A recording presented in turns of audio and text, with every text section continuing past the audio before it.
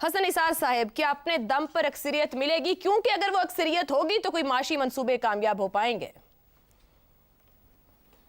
پھر بھی کامیاب نہیں ہو پائیں گے. خیر اینی وے وہ اور بات ہے، وہ بڑا سنجیدہ معاملہ ہے.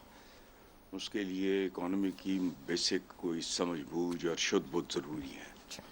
اچھا، جہاں تک تعلق ہے 36% وغیرہ، تو بھائی ٹھیک ہوگا، مجھے نہیں پتا، لیکن گلیوں، بازاروں، چہروں اور خلق خدا کی زبانوں پر تو اس کے بالکل برعکس ہے، بالکل الٹ ہے، ڈائمیٹرکلی اپوزٹ.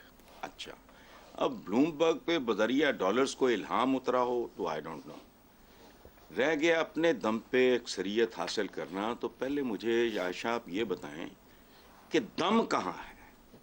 ایک دم ہے جو ہل رہی ہے سرکس کے شیر کی.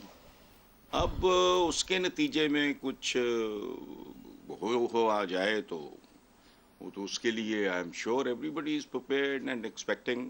کوئی ایسی بات نہیں. چونکہ پریکٹیکلی میں آپ کو ایک بات بتاؤں، ان کی حالت یہ ہے، ان کی سیاسی حالت، جیسے مرغی کو ذبح کر کے ڈرم میں، پتہ نہیں کبھی آپ نے یہ منظر دیکھا ہے کہ نہیں، ڈرم میں پھینکتے ہیں نا جب ذبح کرنے کے بعد، تو شور مچاتی ہے وہ، خود نہیں پھڑ پھڑاتی ہے وہ. حسن نثار صاحب، قطع کلامی کی اجازت دیجیے گا. آپ نے جو سیاسی حالت کی بات کی، میں نے اوپر 2018 کا حوالہ بھی دیا، جب 141 میں سے انہوں نے 64 نشستیں لیں اور پی ٹی آئی نے 66 لیں. کیا سیاسی حالت 2018 سے بھی بری ہے اس وقت؟ دیکھیں عائشہ، اکنامکس میں کہتے ہیں انکریزنگ ریٹرن، کانسٹنٹ ریٹرن اور پھر ڈیکریزنگ ریٹرن. یہ میں اشاروں سے سمجھا رہا ہوں. Increasing return, constant return, decreasing return. ٹھیک. اس وقت یہ کانسٹنٹ ریٹرن کے ارد گرد گھوم رہے تھے، اب ڈیکریزنگ ریٹرن. یہ میرا اسیسمنٹ غلط ہوگا. پاکستان کی بدقسمتی ہے اگر ایسا ہوگا، لیکن ظاہر ہے اس میں کیا کر سکتا ہوں، میں تو رائے دے سکتا ہوں، میں نے دے دیا آپ کو. جی ٹھیک ہے. جی افتخار صاحب، سیاسی مخالفین کے مقابلے میں نواز شریف کی معاشی کارکردگی بہترین رہی، یہ بلوم برگ کی رپورٹ کہہ رہی ہے. اوپر پرسنٹیج وائز جو ان کی مقبولیت میں اضافہ ہوا اس کی بھی بات ہوئی. اب آج کے پاکستان یا گراؤنڈ ریئلٹی کا رخ کر لیتے ہیں. ایک ہے معاشی عدم استحکام، مہنگائی ریکارڈ بلندی پر ہے، بے روزگاری ہے، افراط زر ہے، آئی ایم ایف کا بیل آؤٹ پیکیج موجود ہے. کیا ان چیلنجز سے نواز شریف صاحب نمٹ پائیں گے؟ اگر وہ اکثریت نہ پاس ہوئی تو کیا وہ اکثریت اپنے دم پر مل پائے گی؟ اکثریت ملنی چاہیے. اب یہ باتیں آپ کر رہے ہو نا، اگر اس معاشی بدحالی سے بچنا ہے اور اس پہ قابو پانا ہے تو پھر ہمیں ایک اسٹیبل گورنمنٹ کی ضرورت ہوگی. ایسی گورنمنٹ نہیں چاہیے کہ وہ جو مانگے تانگے کی نشستوں پہ بنا لی جائے اور پھر وہ لوگ کھسکنے شروع ہو جائیں اور پھر کوئی دھرنا 2013 کی حکومت بنے 2014 میں ایک دھرنا آ جائے، تو ایسے نہیں چلے گا. اور یہ میں سب لوگوں کو واضح کر دینا چاہتا ہوں کہ اگر اس کھیل میں لوگ کوئی پڑھنا چاہتے ہیں تو وہ ہم سب کی تباہی ہوگی. اور یہ جو لوگوں کے ذہنوں میں ہے نا کہ اے کو نقصان ہوگا یا بی کو، نہیں جناب. اگر آنے والی حکومت ناکام ہو گئی اور وہ ڈیلیور نہ کر پائی، جب ہم ڈیلیورنس کی بات کرتے ہیں، ڈیلیوری کی بات کرتے ہیں، تو ہم اقتصادیات کے حوالے سے بات کر رہے ہیں. میرا 24,000 روپے کا بل آیا گیس کا، میں نہیں دے سکتا. اور یہ اگر میں اس کے پچھلے مہینے کا بل دیکھوں تو میں حیران ہو گیا ہوں کہ یہ کیا میں نے وہ کمرشل یوز کرنا شروع کر دیا اس کا. تو یہ اگر مجھ جیسا آدمی چیخ رہا ہے تو جو عام آدمی ہے وہ چیخ نہیں رہا. اگر وہ چیخ رہا ہے اور آپ ایک کمزور حکومت کو لانا چاہتے ہیں تو آپ اس ملک میں کیا کرنا چاہتے ہیں؟ آپ اس ملک کے ساتھ اور کوئی مذاق کرنا چاہتے ہیں؟ تو میں یہ سمجھتا ہوں کہ ہمیں اب سنجیدگی اختیار کرنی چاہیے. ملے گی وہ اکثریت جسے آپ نے بالکل ملے گی وہ تمام فیکٹرز جو میں نے ملے گی. آپ نے لفظ اٹھا لیا مقبولیت، قبولیت، اکثریت. اس میں معقولیت کی بات نہیں ہے. معقولیت کی بات یہ ہے کہ پاکستان کی اگلی حکومت بھلا کسی کو بھی بنے، وہ حکومت ہونی چاہیے اور اس حکومت کو اپنا وقت پورا کرنے کا موقع ملنا چاہیے. وہ کیسے بنتی ہے؟ وہ ووٹوں کے ذریعے بنے گی اور آپ کے سامنے بنے گی. اور ہمیں یہ اب اعتراض ہوگا کہ ان ووٹوں کے ذریعے بننے والی حکومت میں کیونکہ ہم نہیں ہیں تو ہم اس حکومت کو نہیں مانتے. تو آپ کا یہ رویہ پاکستان کے لیے بہت خطرناک ہوگا کیونکہ معاشی حالات بہت خراب ہے. میں نے آپ کو بتایا کہ بجلی کے بل نہیں دیے جا سکتے, گیس کا بل نہیں دیا جاتا, روزمرہ کی سبزی خریدتے وقت آدمی حیران و پریشان ہو جاتا ہے کہ یہ کیوں مہنگی ہو گئی ہے. تو گورننس کا فقدان ہے.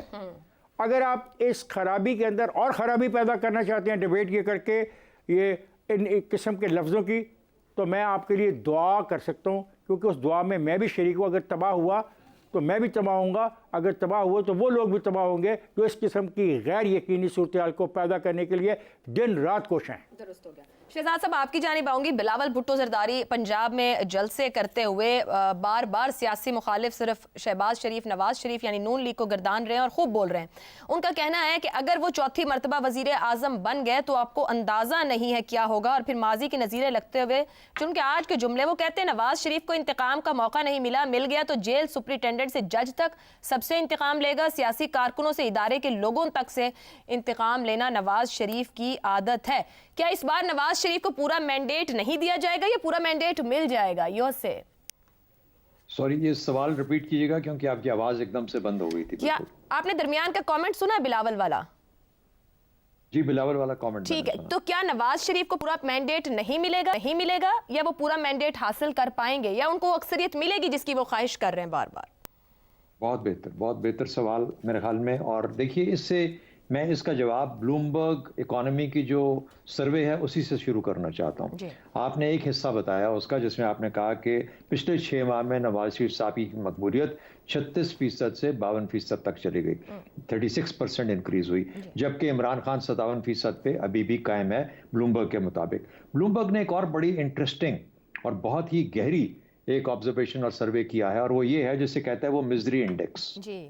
یہ مزری انڈیکس کیا ہے؟ یہ اصل میں جو آج کل کی اکانومی ہے آپ کی, اس کے اندر وہ یہ کہتا ہے کہ جو انفلیشن کی حالت ہے اور جو جاب لیسنس ہے یعنی جو بے روزگاری ہے, جو قیمتوں کی زیادتی جو ہے انفلیشن اور پھر بے روزگاری, ان دونوں کا ملا کے جب وہ سروے کرتا ہے تو وہ کہتا ہے کہ پھر دیکھتے ہیں کہ نواز شریف صاحب کی جو مزری انڈیکس کے اوپر سب سے لو ریٹنگ آتی ہے یعنی 14.5%. ان کے زمانے میں ان دونوں کو جب تناظر بنایا جائے گا ان دونوں کا تو اس کے اندر سب سے کم مزری ہوگی 14.5%.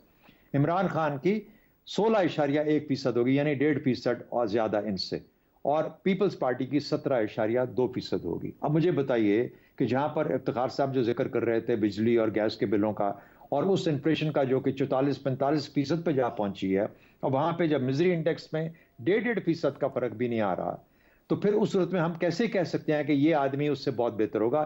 یہ مزری انڈیکس اصل میں زیادہ بہتر ریفلیکشن ہے ہماری اکنامک ڈیلیما کی اور اکنامک مشکلات کی, ہماری معاشی مشکلات کی, اور آنے والی حکومت کو کتنا بڑا چیلنج ہے. یہ تو ایک سائڈ پہ ہو گیا. اب سیاسی لیول پہ بات کر لیتے ہیں. آپ نے ذکر کیا کہ کیا نواز شریف صاحب کے ساتھ وہ ان کو اس سے فائدہ اٹھا پائیں گے مقبولیت اور قبولیت کے ساتھ. دیکھیے دو چیزیں ہوتی ہیں نا, ہم نے کل بھی ذکر کیا سٹرکچرز اور سینٹیمنٹ.